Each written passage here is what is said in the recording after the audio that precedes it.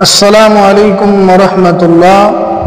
الحمد لله وحده والصلاة والسلام على من لا نبي بعده. أعوذ بالله من الشيطان الرجيم. بسم الله الرحمن الرحيم. يا أيها الذين آمنوا قوا أنفسكم وأهليكم نارا.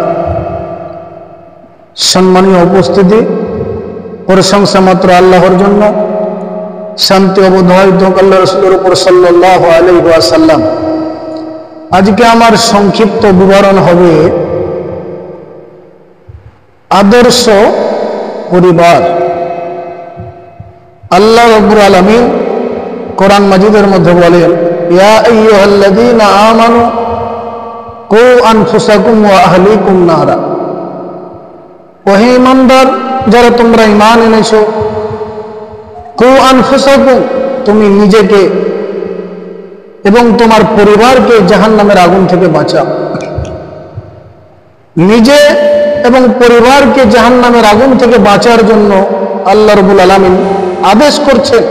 প্রত্যেক পরিবারের উচিত নিজে জাহান্নাম থেকে তাকে বাঁচতে হবে, তার সাথে সাথে নিজের পরিবারকে বাঁচাতে হবে। সম্মানীয় উপস্থিতি, কথা বলতে আশ্চর্য লাগে, অনেক মসজিদে যে দেখি ফজরের সালাতে যে সেখানে শুধু বৃদ্ধ মানুষ ছাড়া যুবক কেউ নেই। একজন বিজ্ঞ আলেম তিনি বলেছিলেন একটা জায়গায় যে কি ব্যাপার, এখানে কি প্রত্যেকটা মানুষই কি বাঁধা নাকি? তখন তো লোকগুলো তারা খেপে যেয়ে বলছে, কি ব্যাপার মাওলানা, আমাদেরকে বাঁধা কেন বলছে? তোমরা বাঁধা নয় তো, তোমরা এসেছো এখানে বুড়াগুলো ছাড়া কোনো যুবক কেউ নাই ফজরের সালাতে। তোমাদের সন্তান আছে, তুমি নামাজ পড়তে আসছো, আর তোমার সন্তানকে জাহান্নামে পাঠিয়ে দেওয়ার জন্য তাদেরকে ঘুমিয়ে রেখে আসছো। এটা কেমন কথা? এটা তো বাপের নামে কলঙ্ক। বাপ, এই বাপ কিভাবে হতে পারে যে নিজের সন্তানকে জাহান্নামে পাঠিয়ে দেওয়ার জন্য তাদেরকে ঘুমিয়ে রেখে আসছে, আর নিজে জান্নাতে যাওয়ার জন্য মসজিদে সালাত আদায় করতে আসছে? ভাবার বিষয়। বড় দুঃখ লাগে, প্রতিটি মসজিদে আজকে এরকম হচ্ছে কেন? আমাদের বিশ্বাস নাই সেই জান্নাত জাহান্নাম বলে, আমাদের বিশ্বাস নাই।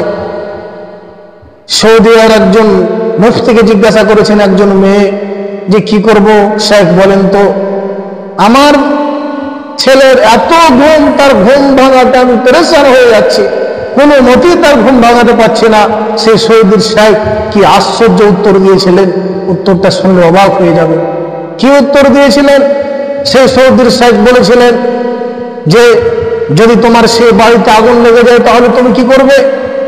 তখন বলেছে, আগুন লেগে গেলে যেই কোনো মূল্যে তাকে আমি উঠাবই, কেননা সেই পুড়ে ছাই হয়ে যাবে। তাহলে এই দুনিয়ার আগুনের জন্য যেই কোনো মূল্যে তাকে তুমি উঠাবে। আর এই আগুনের চাইতে জাহান্নামের আগুন অনেক অনেক গুণে বেশি। আর তুমি মুমিন, তোমার বিশ্বাস আছে দুনিয়ার আগুনের চেয়ে জাহান্নামের আগুন অনেক বেশি। সেই আগুন থেকে বাঁচার জন্য তুমি ফজরে উঠাতে পারছো না। তুমি আশ্চর্য মা, তুমি মায়ের নামে কলঙ্ক, তুমি বাবার নামে কলঙ্ক। তুমি নিজে জান্নাতে যাওয়ার জন্য তুমি মসজিদে চলে আসছো, তোমার ছেলেকে তুমি নিয়ে আসতে পারছো না। এই বাপের নামে কলঙ্ক, এ বাবা হতেই পারে না।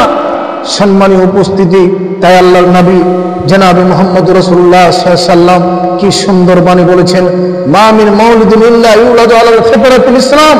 যত বাচ্চা জন্ম হয়, এই বাচ্চা ইসলামের উপরেই জন্ম হয়।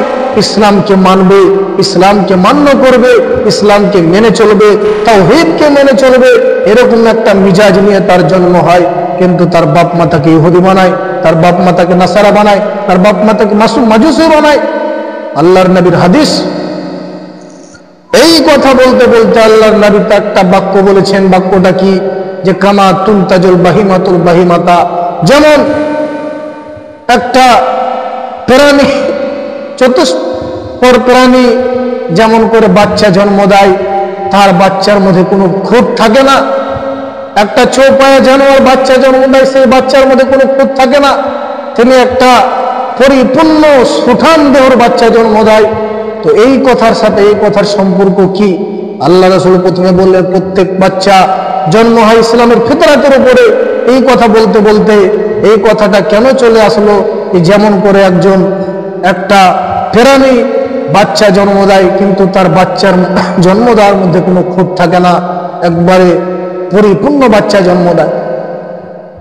এই কথা থেকে আল্লাহর নবী এটাই বোঝাতে চাচ্ছেন যে শুধু বাচ্চা জন্ম দিলে হবে না। বাচ্চা জন্ম দেওয়ার নাম বাপ নয়। তুমি বাচ্চা জন্ম দিয়ে যদি সেই বাচ্চাকে তুমি মসজিদ পর্যন্ত নিয়ে যেতে না পারো, তুমি বাচ্চাকে জন্ম দিয়ে সেই বাচ্চাকে যদি তুমি উপদেশ দিতে না পারো, সেই বাচ্চাকে যদি তুমি সঠিক জ্ঞান দিতে না পারো, তাহলে তোমার জন্ম দেওয়া আর এই গরু ছাগলের জন্ম দেওয়ার সমান। এটাই বোঝার জন্য এই কথা বলতে বলতে এই পশু প্রাণীর কথা আল্লাহ হাদিসে উল্লেখ করেছেন। বাচ্চা জন্ম দেওয়ার নাম বাপ নয়। বাচ্চা জন্ম দেওয়ার পরে তাকে সঠিক জ্ঞান দিতে হবে, তাকে উপদেশ দিতে হবে। আপনি কোনো কুকুরকে দেখেছেন, কোনো গরু ছাগলকে দেখেছেন যে তারা তাদের বাচ্চাকে উপদেশ দিতে পারে? কোনোদিন দিতে পারে না। তারা উপদেশ দিয়ে কোনোদিন মসজিদে নিয়ে যেতে পারবে না। আপনি একজন মানুষ, আপনাকে উপদেশ দিয়ে মানুষের মতো মানুষ করতে হবে। তাই তো একজন বলেছেন, উর্দু কবি বলেছেন, তো হিন্দু বনেগা या तो मुस्लिम बनेगा, इंसान की औलाद है तो इंसान बनेगा। সম্মানীয় উপস্থিতি, আল্লাহ রাব্বুল আলামিনের কাছে দোয়া আমরা যেন যা আলোচনা হলো তার উপরে যেন আমরা আমল করতে পারি, তা শুকর করুন।